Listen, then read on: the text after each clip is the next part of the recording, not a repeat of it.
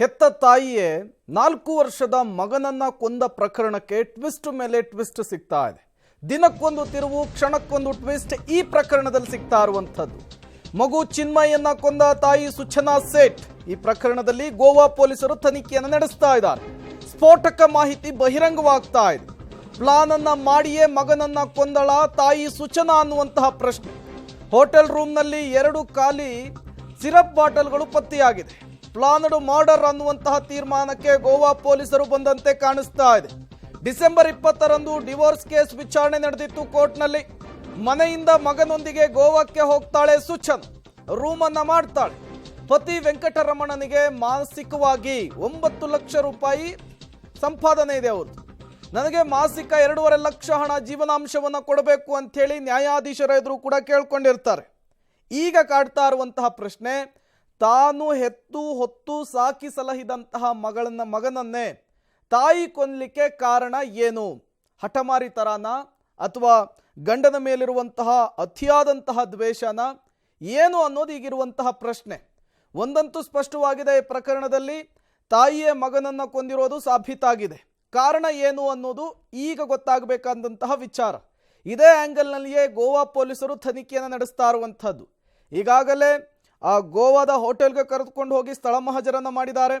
ಜೊತೆಗೆ ಇದೊಂದು well pre planned murder ಅನ್ನುವಂತಹ ವಿಚಾರಕ್ಕೂ ಕೂಡ ಒಂದಿಷ್ಟು ಪೂರಕವಾಗಿ ಮಾಹಿತಿಗಳು ಸಿಗ್ತಾ ಇರುವಂತಹದ್ದು. ಹೇಗೆ ಮಗನನ್ನ ಕೊಲೆ ಮಾಡಬೇಕು ಅನ್ನೋದನ್ನ ಮೊದಲೇನೆ ತಾಯಿ ಸೂಚನಾ ಅವರು ಪ್ಲಾನನ್ನು ಮಾಡಿಕೊಂಡಿದ್ರು ಅನ್ನುವಂತಹ ವಿಚಾರಗಳು ಕೂಡ ಈ ಪ್ರಕರಣದಲ್ಲಿ ಈಗ ಮುನ್ನೆಲೆಗೆ ಬರ್ತಾ ಇರುವಂಥದ್ದು. ಆಕೆ 1 ವಾರದ ಹಿಂದೆ ಮಾಡಿದಂತಹ ಇನ್ಸ್ಟಾಗ್ರಾಮ್ನಲ್ಲಿ ಮಾಡಿದಂತಹ ಅದೊಂದು ಪೋಸ್ಟ್ ಆಗಿರಬಹುದು, ಅದರ ಜೊತೆಗೆ ಆಕೆಯ ಬಿಹೇವಿಯರ್ ಅಕ್ಕಪಕ್ಕದ ಮನೆಯವರ ಜೊತೆಗೆ ಆಗಿರಬಹುದು, ಸಂಬಂಧಿಕರುಗಳ ಜೊತೆಗೆ ಆಕೆಯ ಬಿಹೇವಿಯರ್ ಹೇಗಿತ್ತು ಅನ್ನೋದಕ್ಕೂ ಕೂಡ ಈಗಾಗಲೇ ಒಂದಿಷ್ಟು ಅಂಶಗಳು ಸಿಗ್ತಾ ಇದೆ. ಎಟ್ ದ ಸೇಮ್ ಟೈಮ್ ಮಾನಸಿಕವಾಗಿ ಏನಾದರೂ ಡಿಸ್ಟರ್ಬ್ ಆಗಿದ್ರಾ ಅನ್ನುವಂತಹ ವಿಚಾರಕ್ಕೂ ಕೂಡ ಒಂದಿಷ್ಟು ಮಾಹಿತಿಗಳನ್ನು ಕಲೆ ಹಾಕುವಂತಹ ಕೆಲಸವನ್ನು ಗೋವಾ ಪೊಲೀಸರು ಮಾಡಿದ್ದಾರೆ.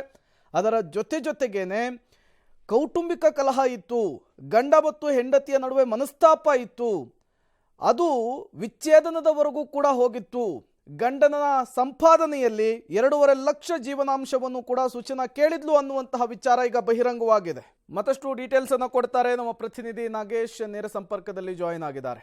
ನಾಗೇಶ್, ತಾಯಿಯೇ ಮಗನನ್ನ ಕೊಂದಂತಹ ಪ್ರಕರಣದಲ್ಲಿ ಏನೆಲ್ಲ ಬೆಳವಣಿಗೆಗಳಾಗ್ತಾ ಇದೆ? ಪೊಲೀಸರ ತನಿಖೆಯಲ್ಲಿ ಯಾವೆಲ್ಲ ವಿಚಾರಗಳು ಬಹಿರಂಗವಾಗ್ತಾ ಇದೆ ಅಂತ ಹೇಳಿ ನಾಗೇಶ್.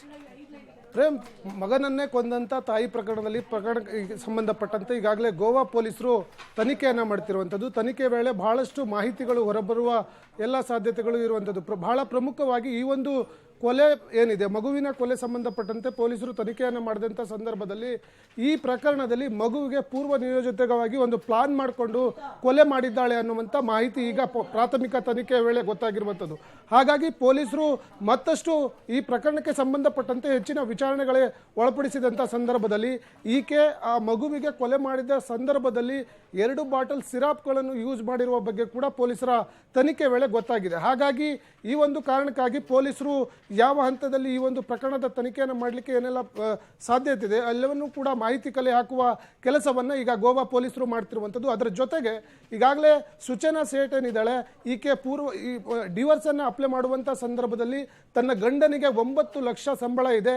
ಆ ಒಂದು 9 ಲಕ್ಷ ಸಂಬಳ ಇರೋ ಕಾರಣಕ್ಕಾಗಿ ನನಗೆ ಪ್ರತಿ ತಿಂಗಳು 2.5 ಲಕ್ಷದಷ್ಟು ಜೀವನಾಂಶವನ್ನು ಕೊಡಬೇಕು ಅನ್ನುವಂಥ ಒಂದು ಮನವಿಯನ್ನು ಕೋರ್ಟ್ ಮುಂದೆ ಮಾಡಿಕೊಂಡಿದ್ರು ಅನ್ನುವಂಥ ವಿಚಾರವೂ ಕೂಡ ಪೊಲೀಸರ ತನಿಖೆಯಿಂದ ಗೊತ್ತಾಗಿರುವಂಥದ್ದು. ಹಾಗಾಗಿ ಪೊಲೀಸರು ಈ ಒಂದು ಪ್ರಕರಣಕ್ಕೆ ಸಂಬಂಧಪಟ್ಟಂತೆ ಪ್ರಾಥಮಿಕವಾಗಿ ಸೂಚನಾ ಸೇಠ್ ಅವರಿಂದ ಏನೆಲ್ಲ ಮಾಹಿತಿ ಬೇಕೋ ಅವೆಲ್ಲವನ್ನೂ ಕೂಡ ಪಡೆದುಕೊಳ್ಳುವ ಪ್ರಯತ್ನವನ್ನು ಪೊಲೀಸರು ಮಾಡ್ತಾ ಇರುವಂಥದ್ದು. ಪ್ರೇಮ್, ನಾಗೇಶ್, ಈ ಪ್ರಕರಣವನ್ನು ಗಮನಿಸ್ತಾ ಇದ್ರೆ, ಕ್ರೈಮ್ ಸಿನಾರಿಯೋಗಳನ್ನು ಅನಾಲಿಸಿಸ್ ಮಾಡ್ತಾ ಇದ್ರೆ, ಯಾವ ಕಾರಣಕ್ಕಾಗಿ ತಾಯಿ ಮಗನನ್ನು ಕೊಂದಿರಬಹುದು ಅನ್ನುವಂತಹ ಅಂದಾಜು ಮಾಡಬಹುದು ಅಂತೇಳಿ?